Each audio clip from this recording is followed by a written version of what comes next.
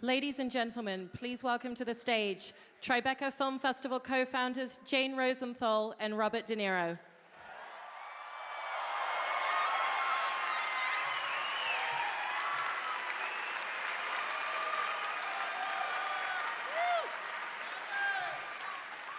For 40 years, every day, for 40 fucking years, at least one of you has come up and said, what do you think? Are you talking to me? How many of you have already said it today? Let's get it out of our system right now, okay? All right, 1, 2, 3, everybody. Okay. There, and try not to laugh when you hear it in the movie now. For 40 years. And Taxi Driver is still vibrant, dangerous, and perfect as ever. So are you, Bob.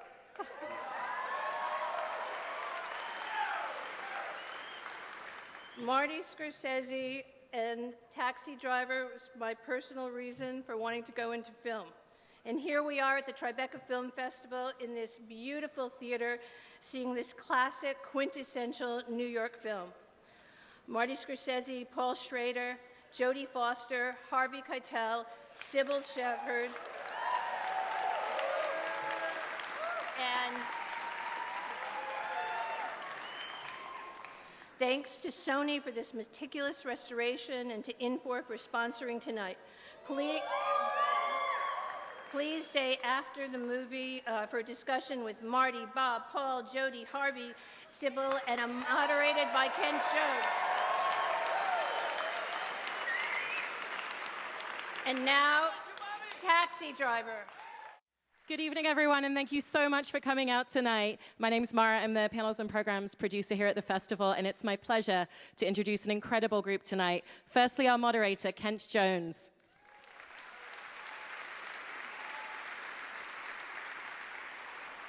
Director Martin Scorsese.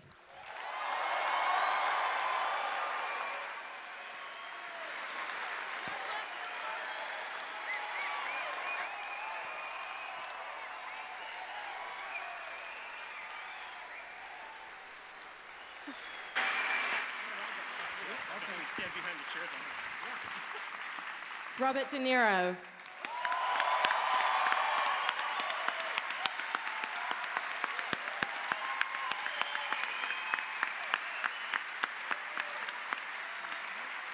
Jodie Foster.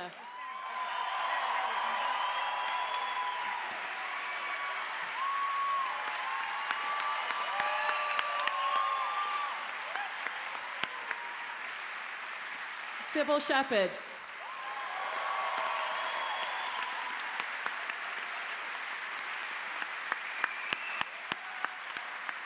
Paul Schrader.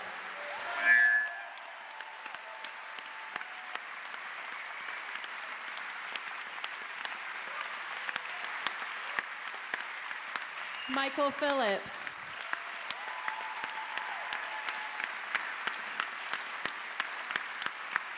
And Harvey Keitel.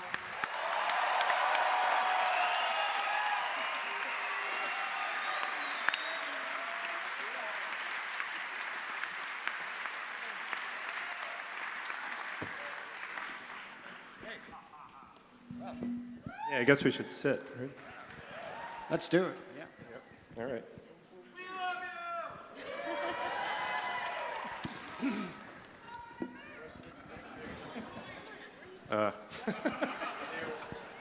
Take care of this crowd, huh? Order we were placed. Well, Just what's that? Yeah, we could do an audience participation evening if you want to. Yeah. The first time I ever saw this movie was on my first date with my high school girlfriend. I was 15. Anyway, the first of many times, and I have to say that it's as dangerous as it made New York look. It also made us want to come here because we thought if something that awesomely powerful can come out of this, we need to be there.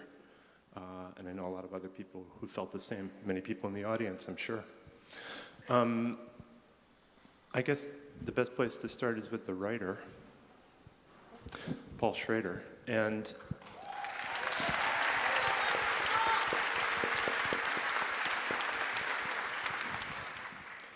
now, Paul, I just want to correct, there's an impression that the script is based on Arthur Bremer's diaries. Not true, right? The man who shot George Wallace. I knew about Bremer. The diaries hadn't been published yet. Yeah, and so, yeah. so that's done. So And in fact, when the diaries came out, I was surprised that there were so many moments of synchronicity between his diaries and the film we had made. Yeah, I think that you were talking about your approach to Taxi Driver, and you had quoted a line from from another film that you wrote, The Yakuza, where you said when someone goes nuts in Japan, they shut the blind and kill themselves. When someone goes nuts in America, they open the window and shoot somebody else. Well, I mean, I think, there's time is limited, and there's a lot of people here, and I just want to say something as concisely as possible, which is this script began in the best possible way, which is it began as self-therapy. There was a person who I was afraid of, who I was afraid I was becoming, and that was this taxi driver. And I felt that if I wrote about him, I could distance him from me. And so, and it worked. And it really does show that art has therapeutic powers. But the beauty of it, as it migrated, through director and cast and studio release, etc., it still retained that original purpose, that purgative power. I think still, after 40 years, is still imbues the film. Now, what was the order in which it was read? Marty, did you read it first before Bob and Michael? I think, Michael, you could, I Yes. remember Brian De Palma gave me the Actually, script. Brian De Palma was living next door to me, and Paul was writing a journalistic piece on Brian, and he showed Brian the script, and Brian said it's not for me, but he thought it would be something I would like, and it was. So that was the next step. That I read it, and I thought I was looking into a naked soul. I had never seen anything like this, and but it was a long journey still. That was 1972, summer of 1972. And Marty, Then I was given the script by Brian, but I hadn't made Mean Streets yet, and we're in the process of beginning to make it, I think. And he introduced me to Paul, and it took until I think, and you too, Michael and Julian, it took a while for you guys to. I kept saying I want to do this, but I had nothing that I could show you. He didn't have, yes, but then we saw a rough cut of Mean Streets. Paul had said, you got to go see this, and it wasn't yet released, and we knew, I mean, halfway through, I knew that you were our guy, and that I had never seen in Johnny Boy such an unpredictable, riveting character, and so this was our team, but they weren't yet bankable because they were sort of unknown. And a lot of this has to do with Julia, Michael's wife, who's no longer with us, who was, a real forceful person and had a contact with Beagleman at Columbia, and that's really how this thing started to come together. Well, it really came together because the talent stuck with the package until it became a bargain. And at one point, and after Bobby had won his Oscar for Godfather 2, and Marty was already recognized as a star director, they hung in there at bargain basement prices, and we did this film very cheaply, and David Beagleman saw a bargain when he knew it. yeah. And Marty, what was it that you saw in the script? What was it that drew you to it? Well, what I, how should I put this? What I saw, I can't articulate. It just had to be done. And that's all. So, and I think Bob and I, we never really spoke about meaning or theory of any kind. Never had long Yeah. existential discussions Exactly. about it. Paul with himself, I think, no, Paul's really the one who expresses it, I think. I just had a kind of determination to make it, and as I said earlier, it was a film that I didn't think anybody would really see. It was a film that was just made out of the passion of the situation, who we were, really, at the time. And what the city was at the time, huh? Yeah, well, the city, yeah. I mean, the movies are full of serendipity. Bob and Marty and I never really talked much about the script because we knew this guy. We all knew this guy. And, and that's where the serendipity comes in, where three young men at a certain moment in their lives sort of sync up and share a common sort of pathology, and see it. And so sometimes you get lucky. Bob, wasn't it you had an idea for a movie that was similar in nature, no, at the time? Well, when I was younger, I had something in mind that was similar, yeah, in some ways. Basically, a guy who was isolated, alone, kind of like the Travis character, which I never really fully realized. But when I read it, I identified with it, as I think we all did, even though Marty's from right in the heart of New York. I'm from the heart of New York, not far from each other in Manhattan. We just identify with the character. And Paul conceived it, everybody. We all felt very, very good about the whole project, and so that was it. Yeah. And there's some of Paul in the way that you played the character, no? Yeah, I mean, there were things that, even literal stuff, kind of like, I think the shoes that you had, the boots I took, your jacket, stuff like that. And by the way, where is that jacket? Because I want to get that. The jacket is at the Harry Ransom Center because you suggested I give it there with all your stuff. And the boots are there too, so that in fact they're for public. They haven't been sold or anything. So Bob gave all his stuff to University of Texas in Austin and suggested I do the same. But Marty's not going to do that because he and Spielberg are going to take over and build a whole building. And Bob, in preparation for the role, you drove a hack for a little bit, right? I did. I mean, I had maybe I was doing 1900 in Italy, and Marty and I met in Cannes while he was there. We just met up there and worked on the script, and I had been working on it over there before, because when I got to New York, I had like 2 weeks, I think, to be ready to shoot. And as soon as I got back, I started driving a cab.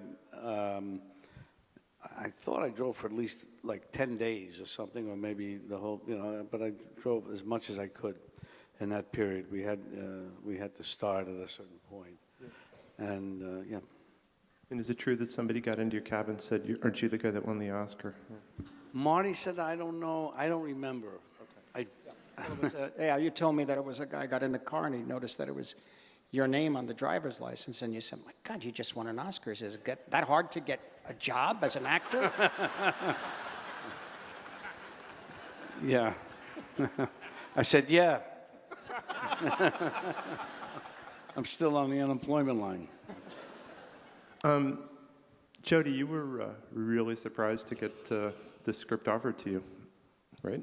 Yeah, I'd just done Alice Doesn't Live Here Anymore with Marty, so we knew each other. I'd seen Mean Street 1,000 times, and was a big fan of the cinema of the day, really, the 70s movies. And my mom took me to the movie theaters and took me to see European films. And I think she wanted for me in some ways to have a meaningful career and to have a part like this. And I just sort of showed up, Yeah, but you were afraid that your friends were going to make fun of you. Is that true? Just the hot pants. That was... Right.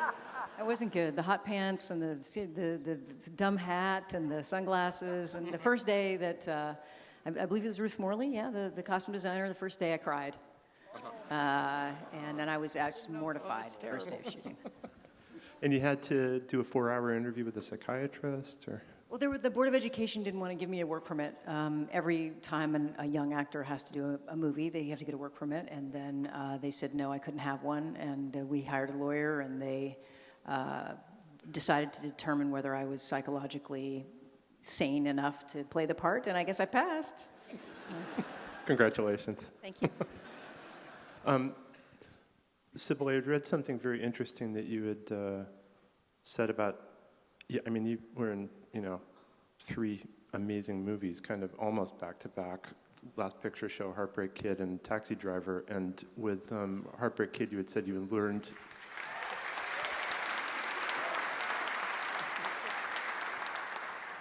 Working with Elaine May, you had learned about improvisation. Yeah, I didn't know what improvisation was. She said, okay, let's improvise. I went, what's that? But I did learn. I wanted to mention David Beagleman, Yeah. who did me a great favor, who said, you can't do Taxi Driver and this other film. And I said, no problem, Taxi Driver. Good decision. Did the improv come in handy when you were working on this? Well, yes, absolutely. That's how we found the lines. It was Mr. De Niro and I. We improvised, and I think, Marty, you had a 16-millimeter black and white camera? Video. Yeah, video. Video. And then you Yeah. wrote the lines based on our Yeah, improvisation? and then we based some of the scenes. Yes, exactly. Yeah. It was at the St. Regis. Yeah, nice hotel. Yeah. Dali was still living there. No. Salvador Dali. Yes, he would sit in the lobby. His mustache. Whoa, watch out. It's amazing. You didn't want to give him a bit part in the movie? No, it was in kind of... Different kind of New York. Yeah. And also with Sybil, Marty and I have been talking about who this character is, and I said, well, she's like Sybil Shepherd, and he said, yeah, but there's no way, she would do this. And then I heard from Sue Mingers. Yeah, Sue. And she said, I hear you're looking for a Sybil-like actress. I said, yeah, we are. And she said, well, what about Sybil? I said, well, I said, she would never do this. And Sue says, well, ask her. So I relayed that to Marty. Well, this was definitely a very important film for me, and I would have given my right arm to do it. And I'm so honored to be here tonight with so much talent on stage and have this great opportunity for this great film to be honored. And I just want to thank you. Thank you.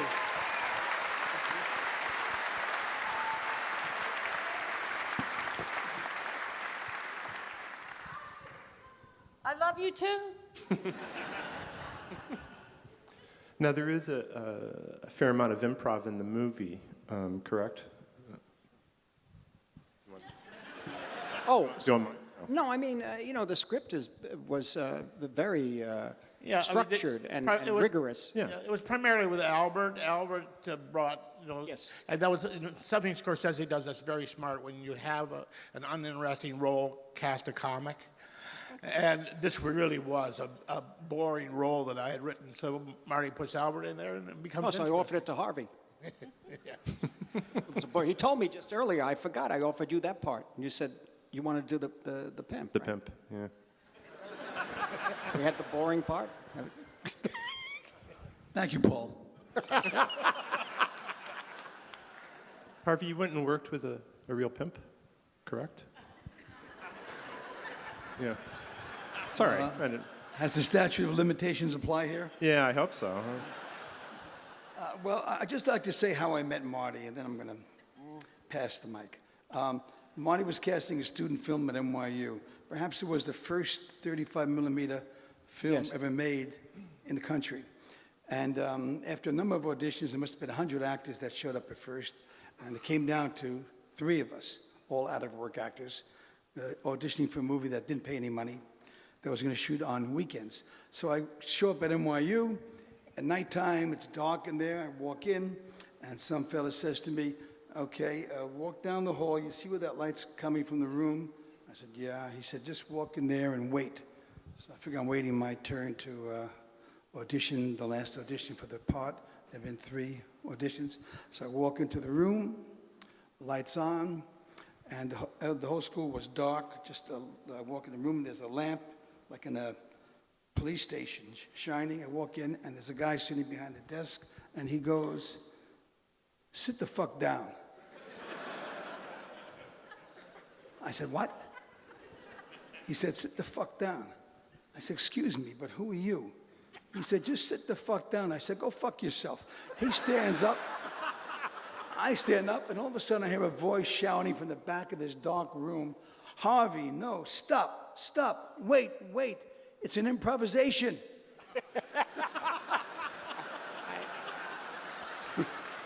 I said, Marty, excuse me, but it'd be a good idea when you're doing an improvisation to let your actors know. So, you're a genius. Oh, I didn't know. I just figured, what the hell?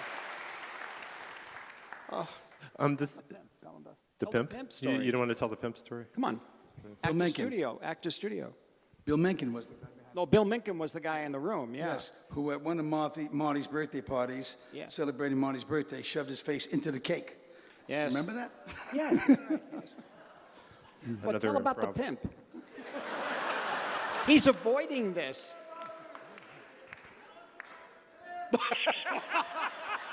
Read Caesar's will. Oh, ye gods! There's nothing to say much about. There's a lot to say, but well, I'll tell you. Just one funny thing about it is that I was looking to meet a pimp because I didn't know what to do about being a pimp.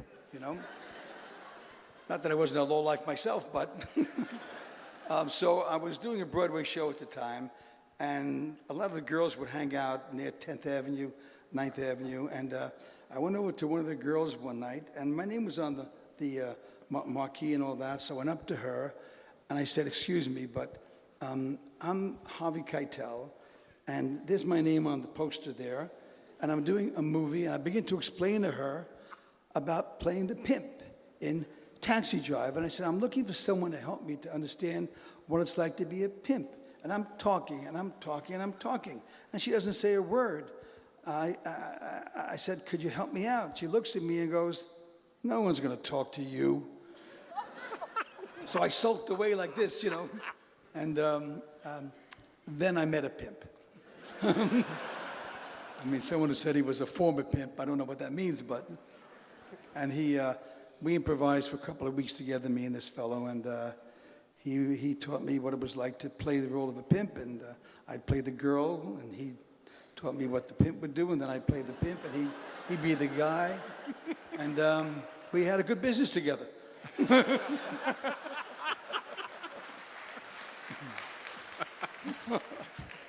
It went something like that. And then Marty wanted those scenes to be in the movie, so he put them in the movie. They weren't in the movie to begin with, the dance with Jody and all that. So, okay, I've talked enough. But I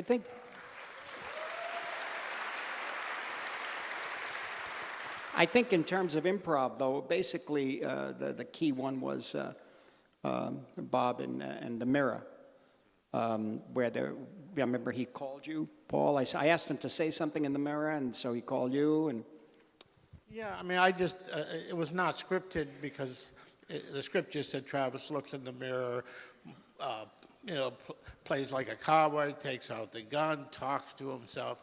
And so Bob said, what does he say? I said, well, it's just like when you're a kid and you got that little holster to the cap gun and you're standing there and you're going, oh, and it's just like that.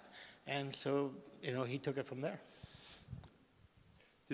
But where did you find the taxi driver, Gene Palma, the drummer? Gene Palmer, the Chick Webb and all that. That was just a guy on Columbus Circle. Yeah. That's all. I mean, those are things that we sort of put into the picture. Yeah. Michael and I were running around. Said, look at this guy, and there was another fella, and I had to find a place in the editing form. Yeah. Yeah. Yeah, who for years was a fixture in New York. He turned up in different places. The Taxi Driver drummer, you know. Oh yeah, yeah, yeah. And then Stephen Prince as the gun dealer is, a friend of yours. So it was a hot summer, right? Yeah. Mm-hmm. The weather was, I mean, we were, at that time, I think the only person in the trailer was you, I think. Also for the makeup and also later for the Mohawk thing. So we were just hanging out in the streets, and it was Michael and I, and the problem was, of course, the heat in the city at the time, and enormous amounts of rainstorms, thunderstorms that kept pushing us back in scheduling and that sort of thing, and there were lots of problems with the studio on that. But the city was wonderful at the time, I thought. Everybody told me it was dying and it was a terrible city, and that's what I grew up in. I grew up downtown on Elizabeth Street. I didn't see much of a difference, you know? I mean, yeah, 8th Avenue and 52nd and 42nd Street we didn't want to hang around there too long that night when we were doing that scene, I could tell you, you know. You forgot that these were all condemned buildings and there were gangs we were assiduously avoiding. Oh, that's right, yes, yeah. No, but seriously, it's part of being in the city at night in the summer where you could feel it in the film, Michael Chapman's photography. You can get a sense of, you could taste the humidity, and you could taste a sense of sometimes kind of anger and violence that was emanating from the streets themselves. It was crazy. The rainstorms were really bad, though. That was finally we just started shooting in them because it couldn't match anything. Remember in the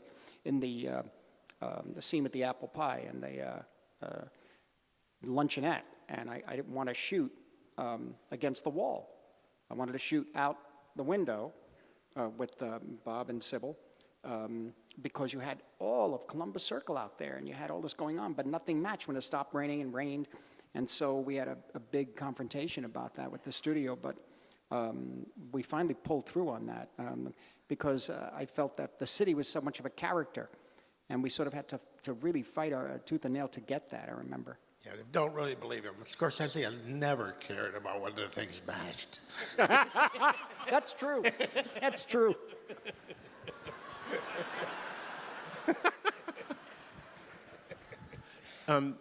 Marty, technically, can you just talk about how you got the overhead shot at the end? You put a hole in the ceiling, right? Well, we were in this condemned building, right? On 88th and Columbus. But that was down on 13th, right? Well, the exterior was down on 13th, and the hallway was in the 89th Street, Columbus. And Jody's room was on Columbus Avenue, on 88th Street, I believe, right? 89th.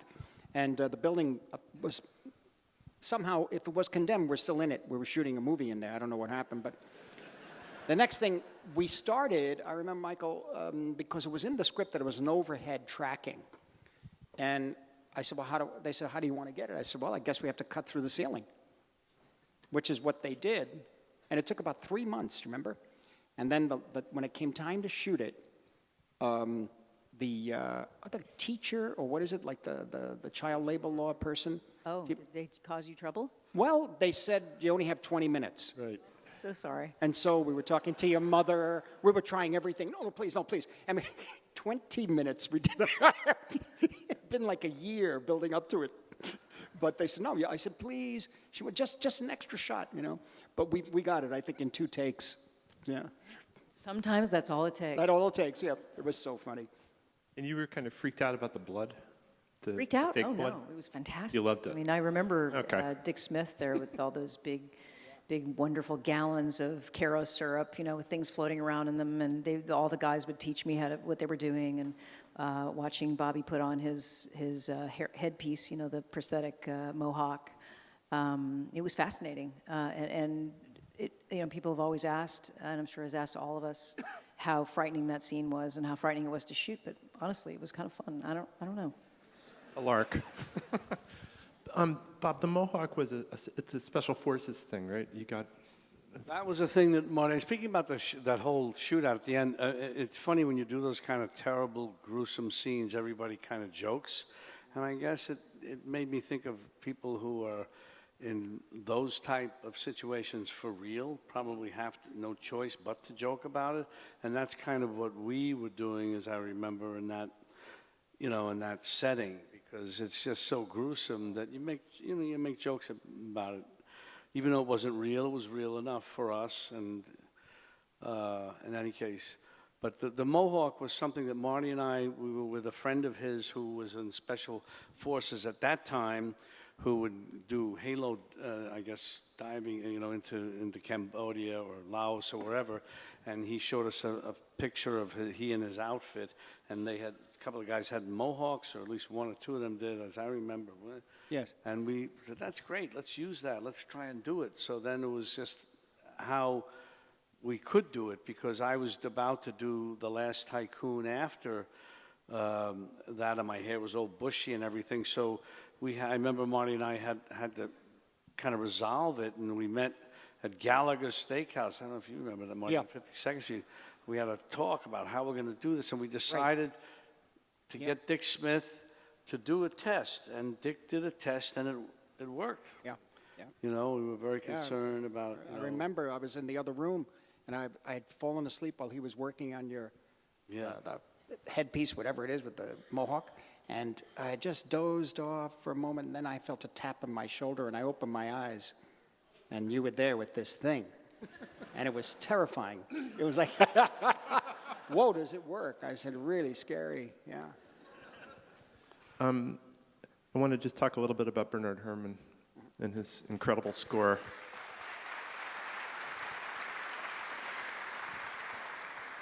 You had said that when you had approached him for the first time, he said, "I hear brass," right? Yeah. Yep. Yeah, I met him through Brian De Palma again, who was on. He was doing his score for the film Obsession, Which Paul also wrote. Yeah, yeah. And so I got his phone number. I was in Amsterdam. I remember giving him a call in London, and I said, I'd like you to take a look at this script. It's a film called Taxi Driver. And he said, I don't do films about cabbies. I said, no. I just, okay, meet me in London. So we met, and he read the script, and he liked the fact that the character used peach brandy on the cereal. So that's interesting. It's interesting. So Michael, you know, you made a deal, right? He was impossible to wrangle.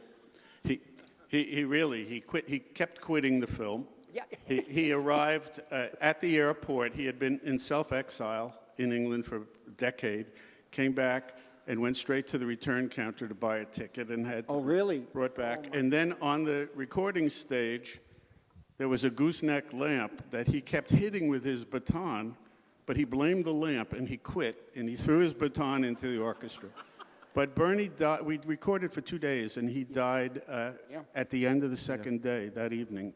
Yeah. And I remember the first time you had to change one of his cues on the dubbing stage. You were It was a little scared. Yeah, yeah. We were all scared of Bernie. That's the truth. Yeah, but you know, I spent some time with him in London. We talk about the scores he did for Wells and Hitchcock, and even the Sinbad films. I mean, and so we became friendly with him. But he did tell me that he saw it all. He heard it all in brass, very strong, and the way I envisioned the film, and I had drawn all the pictures, as you remember, because we were under so much pressure, I had to draw everything. Was I imagined it to Van Morrison T.B. Sheets, a kind of bluesy, creeping through the streets at night kind of thing. Yeah, I was very surprised when I first heard this thing about Bernie Herrmann, because Marty was a needle drop addict. And all of Main Streets had all been needle drops. And I figured, well, that's what we'll do on Taxi Driver, you know, we'll do all these needle drops. And then one day he says, you know, what do you think of Bernard Herrmann? And I was sort of flabbergasted. It was an inspiration. Well, the thing about it, Paul, was that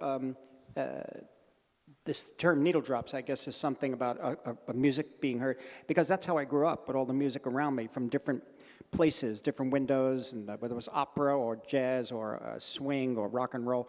And so that's the way I saw everything, and in Mean Streets, and even in Alice Doesn't Live Here Anymore. But when Travis doesn't listen to anything, he doesn't listen to any music. And I said, well, then the only person who could do something that could express what he's suffering is Bernard Herrmann. And you told me a story that you wanted the Jackson Browne in there. There were two cues we were talking about. One was Jackson Browne, and the other was Barry White. And Bernard Herrmann says, the only person who does music in a Bernard Herrmann film is Bernard Herrmann. And you won the battle over Jackson Browne, but the Barry White, we ended up Harvey doing Bernard Herrmann's Barry White. Oh, that's right. Bernard Herrmann did that music. And you wrote the lyrics, is it? Keith, yeah. Wow. Oh, Keith Addis, too. Yeah. Wow. I didn't remember, yes. No, the Jackson Browne, yeah, the Late for the Sky, yeah. And that's an interesting story about the last moment at the end of the movie with the sting. Yeah, when Travis looks in the mirror in the cab and he looks back, he thinks he sees something. I said, I was there with Bernard Herrmann and the orchestra, and I said, I just need some kind of a sound there. And he said, you mean a sting? A sting? And I said, yeah, I guess that's what I mean. And so he said, okay. And he got the xylophone player, and they hit the xylophone a number of times. And he played it back. And I said, it's still, that's right. I said, but it needs something special. He said, play it backwards. And walked out. And that's the last time it was the last time I saw him. Yeah. So you guys had serious doubts about whether people were going to want to go see this movie, right? I mean, you knew that you wanted to make the movie, but... Well, as I said, for me, I was almost like, and for Bob too, he's working with Kazan, he's working with Bertolucci, he's working, Francis Coppola. So, this was just something we had to do, and then we move on with our lives. And, that was the idea. And Paul was starting to direct soon. You were doing Blue Collar with Harvey. You were about to do that, And Richard Pryor, Hardcore, all these pictures. So everybody said, yeah, okay, let's get this done, for God's sakes. Come on, we got to do it. And I couldn't believe it. I was saying earlier that you called me the day it opened. You said, take a look at the line around the corner on Cinema One, or the Coronet Theater. Yeah. Yeah, well, it was one of those things. I had been up late the night before. It was those times. And I had overslept, and I was at the Sherry, and so I couldn't get a cab. I ran all the way across town to the Baronet, and I got there, and there was a huge line outside of the theaters, the one theater, first show, and I thought, oh my God, there's been something's gone wrong, and they've closed the theater. And I went up to the woman. I said, what happened? What happened? And she said, well, they're about ready to start the movie. I said, well, why are all these people out here? She said, they're for the next show.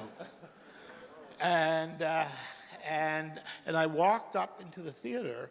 That was the very first screening in New York. And the cab pulls out of the steam, and it says taxi driver, and the audience applaud. The film had never been projected before. It was some kind of New York kind of groundswell that just, was there. Incredible. I had no idea. It was amazing. Yeah. No, none. And you had an interesting experience in Cannes with the film, right? At Cannes, Jody was there, Paul, Michael, Julia, I think. Was she? No, she wasn't there. Bob and me, and I don't know, Harv, you weren't there, were you? Yeah, he was. At Cannes for this? You were there? Yeah. Well, do you remember? The only guy in a brown suit. Oh, okay. That's all right. It's coming back. I didn't have a tuxedo. That's right. But the jury was Costa Gavras and Sergio Leone And Tennessee Williams was the president. Well, Tennessee Williams was the president of the jury. And we did our work for 2 or 3 days. We did interviews, we did press conferences. And then an article came out. They had a thing there, I don't know if they still do, but probably on the internet now. But there's kind of a little booklet or a kind of a flyer that goes out each day about the latest gossip and stuff about the festival. And the headline was, Tennessee Williams does not hates Taxi Driver. He said it's far too violent. And so we just did our work, and we went home. However, before we did, Leone and Costa Gavras gave us a dinner at a restaurant called L'Oasis, or the Oasis. I think Harry Ufflin gave And you Harry that Ufflin? dinner. Yeah. He gave you that dinner because ICM paid for it. Yes, And that's that was right. the end of Harry Ufflin at ICM. Really? That was the last time you saw Harry? Yeah, he charged it to the company, and That's right. the next day they Oh, fired that's him. right. You were with Harry. Yeah. Yeah. We're all with well, Harry. all Harry of us was my first agent, basically, from about 20 years, you know. And Marion Billings, you know, she was there. She said, I think they liked the film, et cetera. And Pauline Kael, I think maybe too. I think she was there, was she? I think so. Yeah. Well, I mean, the film had already come out in the U.S., so it had been reviewed. It Oh, came I out see. In February, and Cannes is May. So it was already a success. In fact, it was unlikely that it would be shown at Cannes. Today, they probably wouldn't even bother I see. showing an American film that had opened in February and May. But at the dinner, nobody talked about, I don't recall them, Costa and Sergio talking about, oh, you know, we're going to make sure this film wins something or whatever. And we were just talking about cinema. We were talking about their films and about Once Upon a Time in the West and that sort of thing. And that was it. We went home. And I think, Michael, you stayed? Yeah, you went home, and then we, to our surprise, found out we won. And so I went to accept the award, and to my shock, when they announced that Taxi Driver won, half the audience cheered, half the audience booed. Got it.